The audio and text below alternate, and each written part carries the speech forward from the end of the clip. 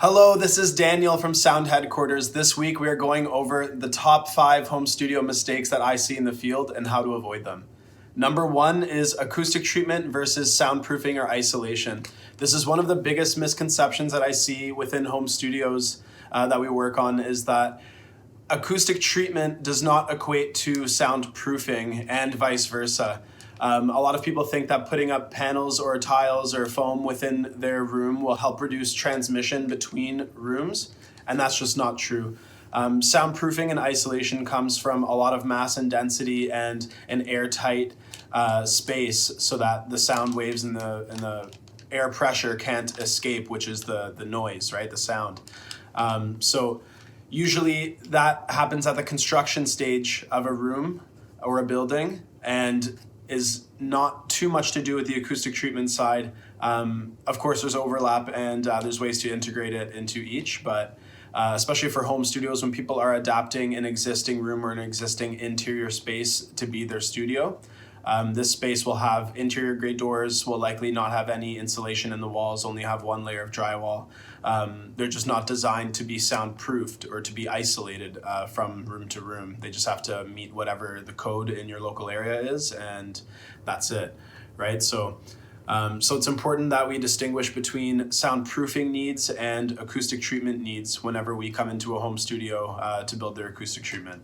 Some of the options that you have for improving the sound isolation within your home studio for an existing room is removing the interior grade door, which is not rated for sound at all and is completely open on the bottom and is not sealed around the door jamb. Would be removing your interior grade door and installing an exterior sealed door, completely sealed door, insulated as well. That's one option that you can do. Another option is to add another layer of drywall on top of the existing drywall within the room. This is an option that you can do without having to tear down any walls, but you can just add more mass and more density to your existing wall structure by adding another layer of drywall. You can use 5/8, or you can do sound rated drywall, or like heavy duty fire rated drywall. Anything to get a lot of mass and a lot of density into your wall structure will help isolate sound between rooms. Another thing that you can do for better isolation within your home studio is floating floor systems. You can either float the entire floor system within your existing room that you're converting into your studio, or even just floating your desks or where your speakers are mounted can help. This just helps with reverberation going into the floor structure, and between floors will help give you a little bit more isolation. And then one of the biggest mistakes that we see on the acoustic treatment side of things is too much foam, too much acoustic foam in these home studio rooms. The foam only absorbs a really narrow band of frequencies, and especially if we're making music or we're recording voiceovers, we're doing our work within our home studio or just creating, we operate within a very wide band of frequencies, and it's important that we treat as many of these as we can to have the flattest response within your room, the most natural response and most accurate response as we can, right? So that's one of the biggest misconceptions. The foam, while it does help within that narrow band, it's not going to be affecting much of a broad spectrum from the low end to the high end. So the way that we can combat that is by using more broadband absorbers, porous absorbers, and these a lot of times you can do it yourself. If you watch my previous videos and future videos, I show you how you can make panels, bass traps, ceiling clouds, all kinds of stuff for your home studio spaces that will improve the acoustics. Mistake number 2 is budgeting.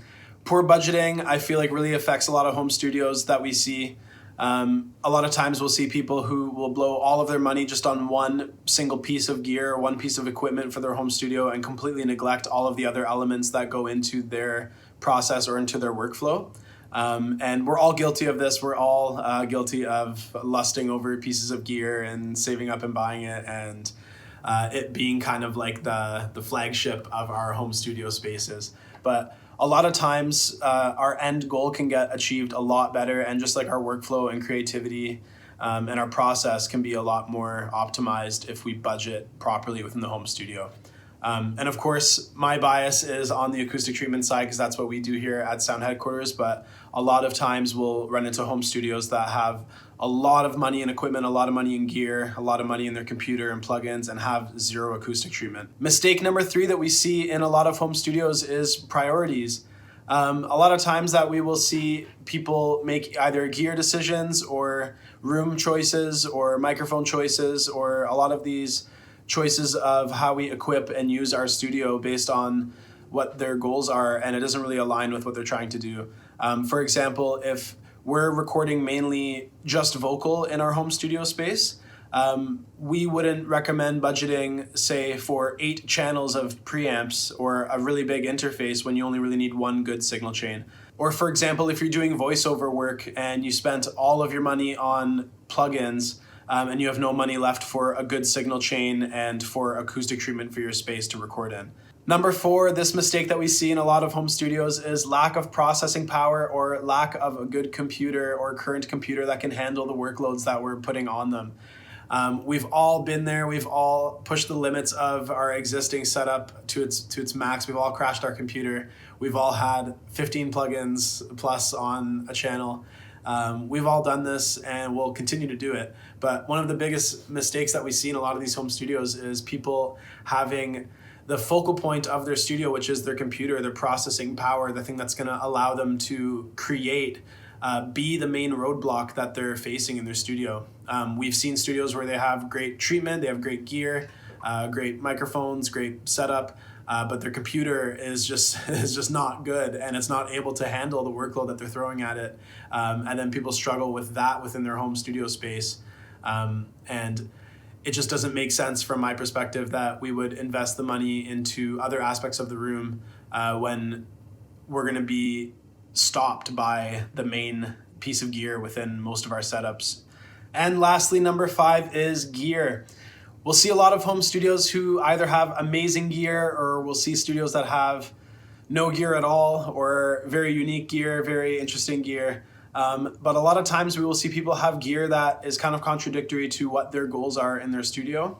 Or we'll see people who unnecessarily waste a lot of time and money on their gear, and it interrupts their creative process, or it interrupts their workflow and their just ability to accomplish what they're trying to do in their studio. A lot of times we'll recommend for people within their home studio space, especially if they're unfamiliar with gear and they're unfamiliar with what their final needs or what their goals within the space are. One of the things we highly recommend is renting gear, and also renting studio time. If there are studios within your local area that have a lot of the outboard pieces of gear, or they have the monitoring, or they have these elements that you may want to integrate into your home studio, either rent them locally if you can, or try to rent out studio time for these studios that are in your area, and actually use these pieces of gear first before you invest the money into buying them or financing them. A lot of times we'll see people spend a lot of money on gear and they'll say, oh, like, I started financing this Avalon, for example, but I found out that I prefer the sound of the Neve or the API once I heard it. But they just thought that they needed X piece of gear over Y piece of gear, just based on either just looks or appearance or just reviews or what they heard without ever using these pieces. Music and audio and home studio and creating, it's so subjective, and all of our ears are so different.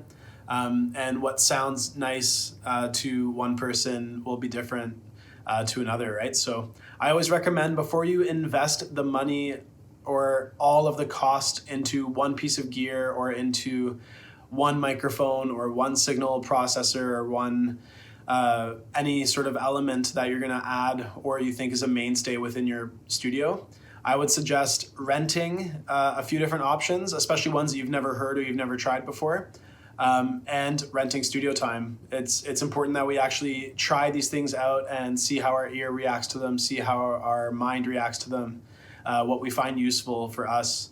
That's one of the coolest parts about building a home studio space, is finding all of the interesting pieces of gear that come together to create a sum that's greater than all of the parts, right? So that's one of the things that I would recommend. That is the last mistake. That's our top 5 list. Please let me know what your top 5 mistakes are, or something that you think I missed. Let's talk about it in the comments below. Thank you so much for watching. This is Daniel from Sound Headquarters. Peace out.